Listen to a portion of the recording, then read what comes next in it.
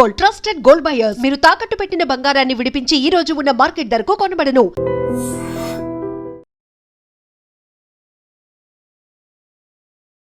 రేవంత్ రెడ్డి గారిలో నాకు మంచి లక్షణం ఏంటంటే మిగతా వెళ్ళడంలో కూడా మనసులో అంతా చెప్పేస్తాడు. బోళా మనిషి. ఇది చెప్పింది వాస్తవమే. పార్టీలకు అతీతంగా మీరు ఏ పార్టీనైనా మీరు కూర్చోండి, ఎమ్మెల్యేలు కానీ, ఎంపీలు కానీ, మంత్రులు కానీ, ముఖ్యమంత్రులు కానీ, పార్టీని మర్చిపోండి. ప్రైవేట్ కానీ పబ్లిక్ అందరూ చెప్పలేకపోవచ్చు, కానీ అందరి మనసుల్లో ఏ వేదన ఉన్నది. అరే ఇంత డబ్బులు వసూలు చేస్తున్నాం, పన్నుల డబ్బులు, ఈ ప్రజలకి ఇన్ని మాటలు చెప్పి ఓట్లు తీసుకుంటున్నాము, ఇన్ని హామీలు ఇస్తున్నాము, మరి ఈ ప్రజల జీవితాన్ని బాగు చేయడం కోసం పని కావాలని చెప్పంటే ప్రతిదానికి అడ్డంకులు వస్తున్నాయి అన్న భావన అది లేనటువంటి మంత్రి కానీ, ఎమ్మెల్యే కానీ, ఎంపీ కానీ భారతదేశంలో లేరు. అయినా కూడా వ్యవస్థ నడుస్తుందంటే కొంతమంది సామర్థ్యం వల్ల, చిత్తశుద్ధి వల్ల, దేశభక్తి వల్ల నడుస్తుంది.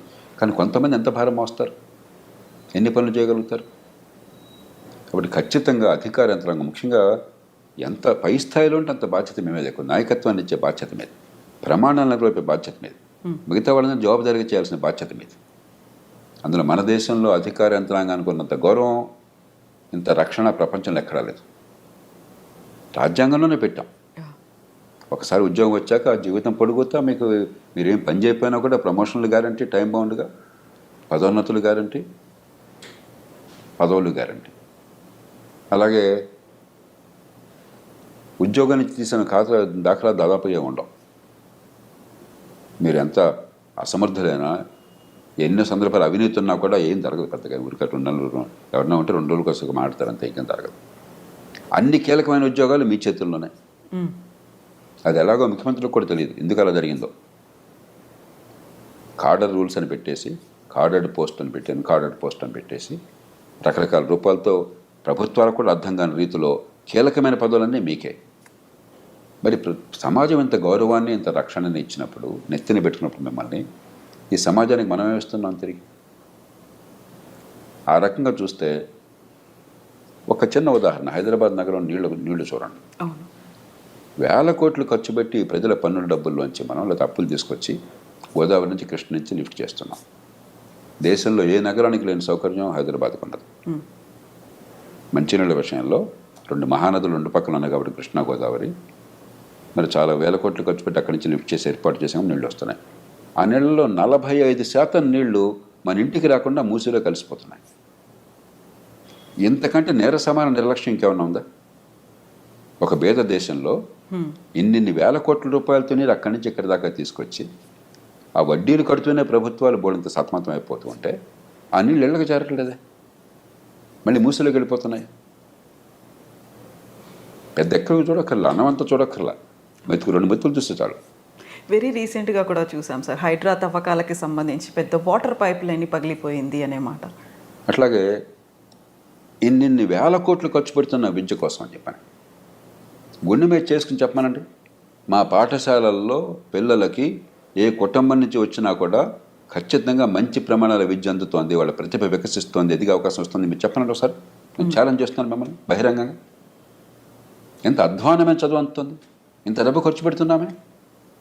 25-30 వేల కోట్లు, 30 వేల కోట్ల దాకా తెలంగాణ ఖర్చు అవుతుంది. అన్ని రూపాయల్లో పాఠశాల విద్య కోసం అయ్యే ఖర్చు. అంతా కలిపితే 21 లక్షలు, 22 లక్షలు ఉన్నారు పిల్లలు గవర్నమెంట్ స్కూళ్ళలో. ఏం విద్య అందుతుంది? ఎందుకు అందట్లేదు? ఏదైనా పట్టుకోండి, మీరు ఏ రంగమైనా పట్టుకోండి. ట్రాఫిక్ ఉంది, ఎందుకు నరకం అవుతుంది? అక్కడ రెడ్ లైట్ ఉంటే జర్హన్ వెళుతుంటే వాడి మీద ఏమి రకమైన హారన్ మోగించుకుంటూ, తిట్టుకుంటూ. కాబట్టి ఏదన్నా చూడండి, మన జీవితంలో రోజువారీగా మనకు కావాల్సింది ఏదన్నా చూడండి, ప్రజలు నరకం అనిపిస్తున్నారు. ఎందువల్ల? ఇది కేవలం రాజకీయ నాయకుడు బాధ్యతనా? రాజకీయ నాయకుల్లో తప్పులు లేదని అంటే రోజు నేను విమర్శిస్తుంటాను.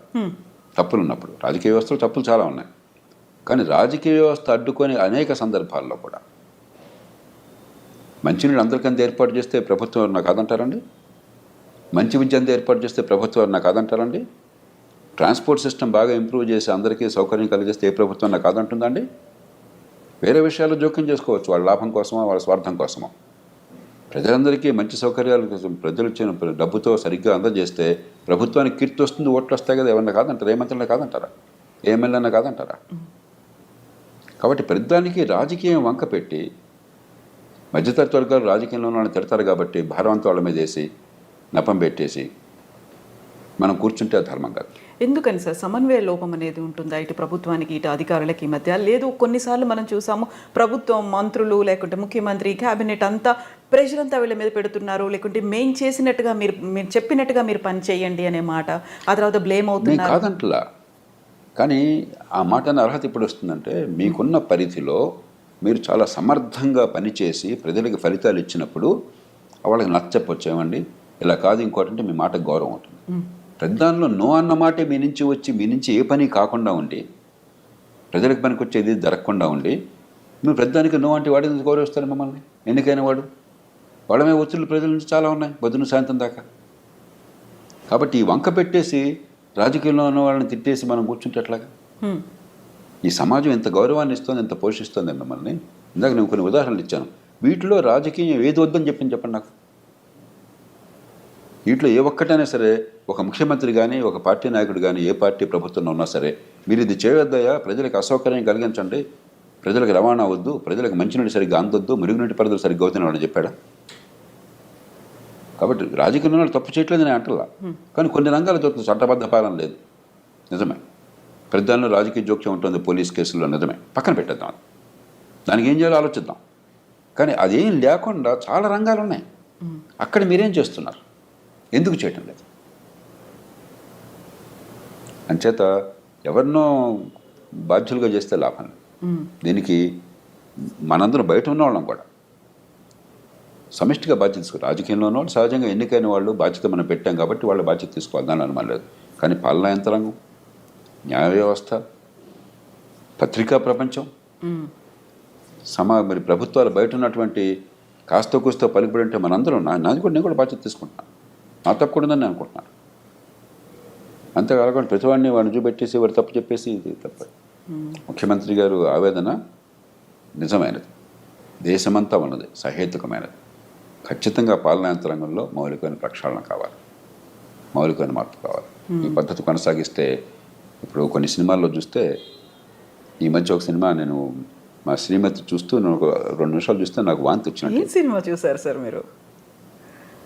వాడు అధికారిని వేశారట ఎన్నికల కోసం అని చెప్పని, వాడొచ్చి బస్తమే సవాలని చెప్పని, నువ్వెవడవయా ముఖ్యమంత్రివి, లేకపోతే నువ్వెవడవయా మంత్రివి, నేను 35 ఉంటాను, నేను అంత తెలుస్తానంటాడు. అది నిజంగా జనం చప్పట్లు పడతారు గొప్ప అనుకుని.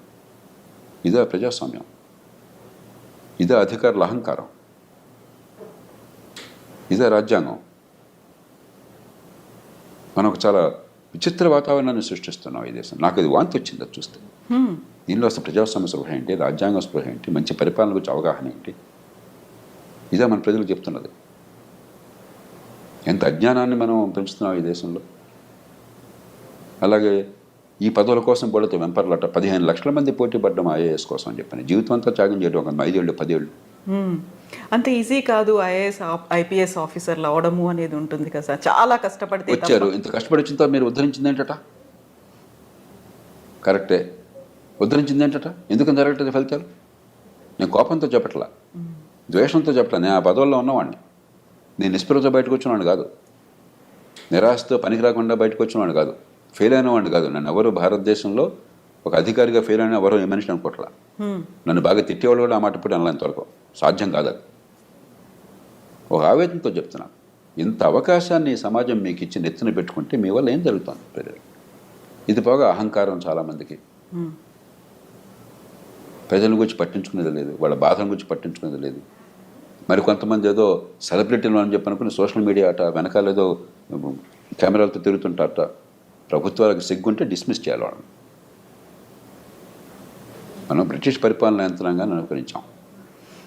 ఎనానిమిటీ దానిలో ముఖ్యమైనది, మెరిటాక్రసీ, మీ ప్రతిభ వల్ల రావటం, పొలిటికల్ న్యూట్రాలిటీ, పక్షపాత రాజకీయాలు లేకుండా ఉండటం, ఎనానిమిటీ, పబ్లిక్ సర్వీస్, ఇవి మౌలికమైన లక్ష్యాలు.